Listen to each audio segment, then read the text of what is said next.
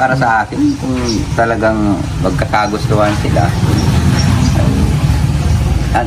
yung wag masasaktan yung anak ko na Ano po nalaman mo na sinasaktan ni Papa Ido? Anong gagawin niyo po? ay, Pabawiin mo? pawiin ko. Hindi naman pwedeng gano'n na, Ikaw, kinisal na mo na. ay kahit na po kinasal. Pawiin mo, Kahit pawiin? pa sino pong lalaking, Pabawiin mo? pawiin ko. Siyempre, hindi ko Pagka- naman yung pinalaki para, Saktan. saktan lang ng isang lalaki.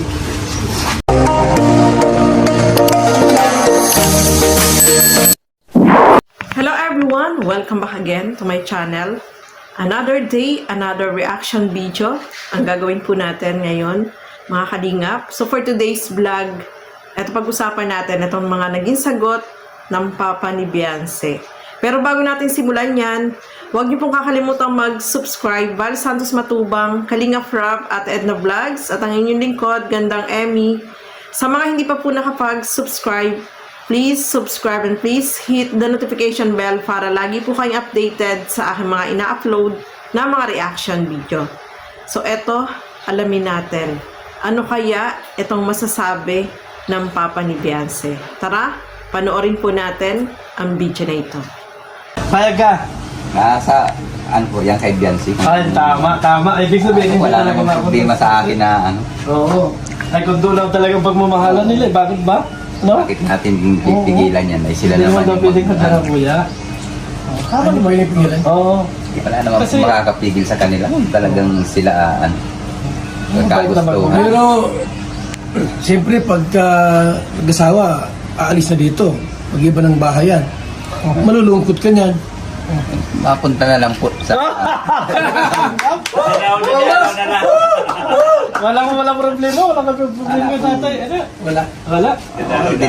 hindi mo naman po natin pwedeng pigilan yan. Oo. Hindi sila Ito, madalaw Pero, pabor ka kay Ido, pabor ka. Ay, wala naman pong Oo. kay Ilo. Ay, Wala kasi- naman masabi doon. Saan ka? Ay, Tuwa naman po itong sila Kuya Val, pati si Mirador, no? Talagang pinupush nila na ipakasal itong si Beyonce. So, itong si Tatay Biran is, sa kanya, is wala namang problema, no? Basta itong dalawa ay nagkakaigihan, nagkakamabutihan, at nagmamahalan, syempre, no, mga kalingap. So, hindi naman siya hadlang kung ano man yung gusto ni Beyonce, basta yung pag-aaral is makatapos lang siya ng pag-aaral, no, mga kalingap.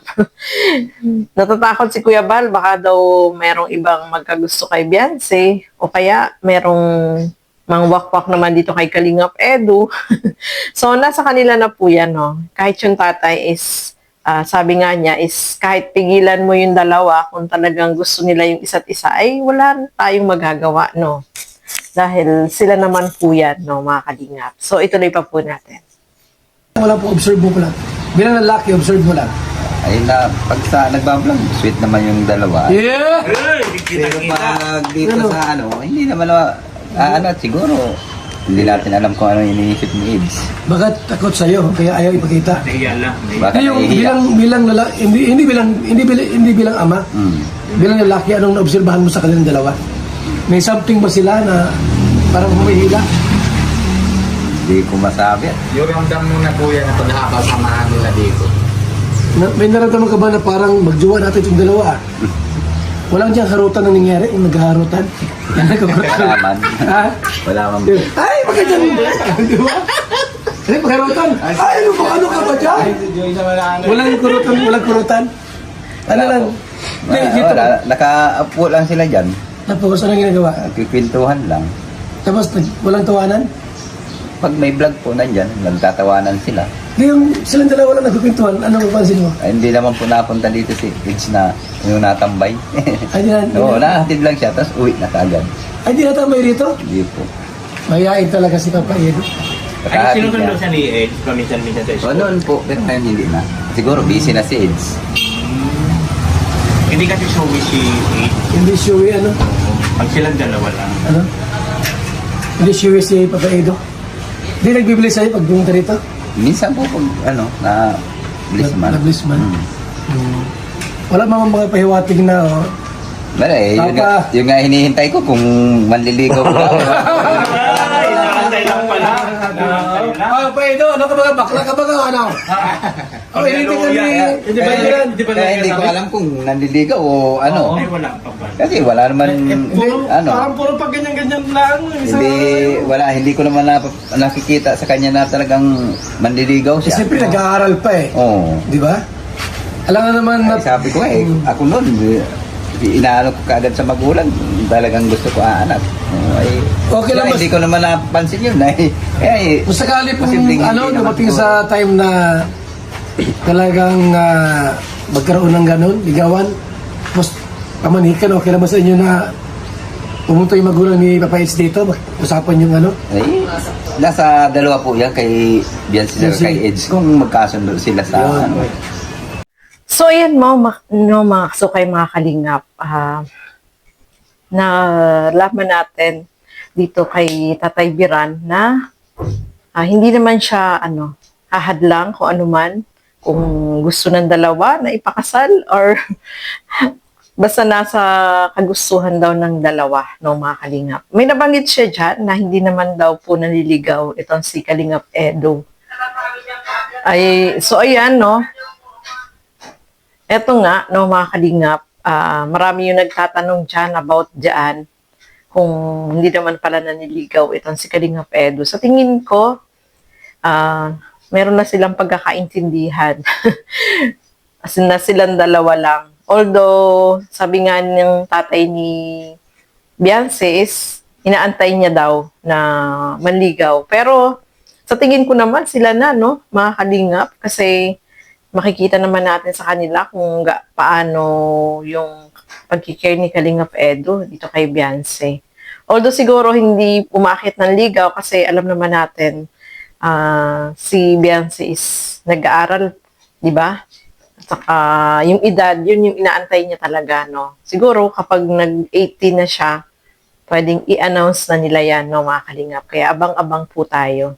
At wala namang problema dito sa tatay ni Bianci. Gusto naman niya si Kalingap Edo. Sabi nga niya is basta silang dalawa ay nagkakagustuhan is hindi naman siya hadlang. Okay lang sa kanya. Kasi alam niyo naman si Kalingap Edo, ano naman yan. Talagang may tiwala itong magulang ni Bianci dito sa kanya. Kaya antayin na lang natin na mag-18 itong si Bianci, mga kalingap. So, ituloy po natin. Wala pa naman po. Ano naman sinasabi kung ano. Wala pa? Atid lang. Nagkaparinig-rinig pa na. Pala no? Malay natin, di ba? Nagyan lang siya magsabi sa inyo. Siyempre, nag-eskwela pa yung anak ninyo po, ano? Siyempre, nahiya yun. Ha? Nahiya pa yun. Kaya pa yun, no? Pero ramdam na eh. Ramdam ko na? Ramdam na sa kuya, ramdam na. Ramdam ko na? Kanya-kanya na pagramdam mo kuya, no? Ramdam na yun. Ano sa ramdam ko pag magayaan? Ikaw ba, wala ka naramdaman si Papa Eds? Si Ay, pag-aaral? ako, nararamdam ko na talaga. Nasamahan ko naman sila sa talagang sweet na sila. Kaso lang, yung pag gusto nila ng privacy na yung usapan nila, ayaw nila na dito sa harap ni tatay na para open agad. Sila lang. Sila lang yung Ay, may bulong yun ah. Bulong yun ah. Hindi, nakita ko lang yun, nasamahan ko na sa kotse, na tatlo lang kami, hatid naman kay Bianci. Nakita ko naman, nararamdam. Yung mga kalingap, no, nakakatuwa yung kanilang usapan dyan about dito sa dalawa. Siyempre, at the end, sila pa rin ni Kalingap Edo ang masusunod, no? Kung ano yung gusto nila, siyempre, is yun din yung susundin ng magulang ni Bianci, mga kalingap. Sabi nga ng tatay ni Bianci, hindi niya pwedeng turuan kung ano ang gusto ng anak nila dahil may mga sariling isip na yan sila. Siyempre, kung ano yung gusto nila, susuportahan nila. So, yun ang maganda sa pamilya ni Bianci, no, mga kalingap. Kasi all the way yung support ng kanyang mga magulang sa kanya. Nakikita naman po natin yan, no, mga kalingap. At natutuwa ako dito kay Kuya Bal. Ramdam na daw niya. Ramdam na niya na etong si Papa Eds is talagang gusto niya itong si Bianci. No, mga kalingap. At speaking of ligawan is abangan natin yan. Siyempre, sa ngayon, hindi pinapakita ni Kalingap Edo na talagang umaakit siya ng ligaw. Siguro silang dalawa nagkakaunawaan na, no, mga Kalingap. At naiintindihan naman po natin kasi iniisip din siyempre ni Kalingap Edo na wala pang 18 itong si Beyonce. So pagdating ng 18 sa birthday niya, abangan natin kung ano yung mga pasabog, no, mga Kalingap. So ayan po, nag-enjoy tayo habang pinapanood itong video na ito na sobrang good vibes, no? Siyempre, at yung magulang ni Beyonce ay talagang nakasuporta dito sa dalawa kung ano man yung maging desisyon nila, no, mga Kalingap. So ayan po, maraming salamat sa inyong walang sawang panonood at pagsuporta dito sa aking mga ginagawang reaction video. Hanggang dito na lamang po muna. Bye-bye and God bless po sa atin lahat.